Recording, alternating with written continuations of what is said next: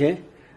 અત્યારની સ્થિતિની વાત કરીએ તો ભૈરવી ખાતે પાણીનું લેવલ 5.75 મીટર છે, એટલે સેફર ઝોનમાં છે। એવી રીતે દમણગંગામાં પણ ઇનફ્લો 55,000 જેટલો છે અને આઉટફ્લો 38,000 જેટલો છે। 8 ગેટ 1 મીટર જેટલા ખુલ્લા છે અને રૂલ લેવલથી ઘણું નીચે પાણી છે, એટલે દમણગંગામાં પણ કોઈ અત્યારે કોઈ ચિંતાજનક સ્થિતિ નથી। ગઈકાલે જિલ્લામાં એવરેજ 8 ઇંચ વરસાદ પડ્યો અને ફોર્ચ્યુનેટલી બપોર પછી લગભગ વરસાદ ઓછો હતો, એટલે શહેરી વિસ્તારોમાંથી બધે જે પાણી ભરાયા હતા એ પાણી ઓસરવા માંડ્યા હતા। આજે પણ સમગ્ર જિલ્લામાં એવરેજ 1 ઇંચથી હજુ સુધી વધારે વરસાદ પડેલો નથી, એટલે વધારે પાણી ભરાવાના કોઈ પ્રશ્નો છે નહીં હાલમાં। ગઈકાલની સ્થિતિ આપણે જે શહેરના 2 નીચાણવાળા વિસ્તારો છે, કાશ્મીરનગર અને બરુડિયાવાડ, અને નજીકમાં ભાગડા ખુર્દ, લીલાપોર, બરડિયાવાડ, ખાડિયા નનકવાડા અને વેજલપોરમાં એમ 6 નીચાણવાળા વિસ્તારમાંથી 1152 લોકોને સ્થળાંતર કરેલા છે।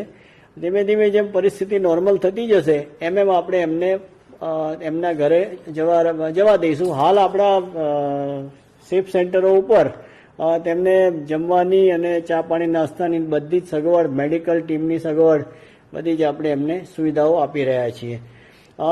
એક ખાલી આજના ઇન્સિડન્સની વાત કરીએ તો ભાગડા ખુર્દ હનુમાન ભાગડા જે કહેવાય છે ત્યાં આગળ એક 3 માસની પ્રેગ્નન્ટ લેડી હતી, એટલે એને મિસકેરેજનું કંઈ ઇસ્યુ હશે, એટલે પોલીસ અને NDRFના જવાનો પહોંચી ગયા અને એને રેસ્ક્યુ કરી અને હોસ્પિટલ પહોંચાડી દીધી છે।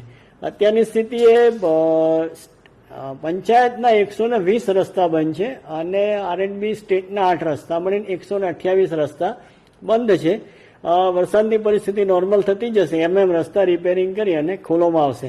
હાલની સ્થિતિએ જો જિલ્લાની વાત કરીએ તો વલસાડ જિલ્લામાં અત્યારે એવી કોઈ પૂરની બહુ ચિંતાજનક સ્થિતિ નથી, પરંતુ 2 દિવસ માટેનું રેડ એલર્ટ હોય। તમામ વલસાડવાસીઓને મારી અપીલ છે કે તેઓ સાવચેત રહે, સાવધાન રહે અને પૂરની કોઈ પણ પરિસ્થિતિનો ઊભી થશે તો આપણે એનો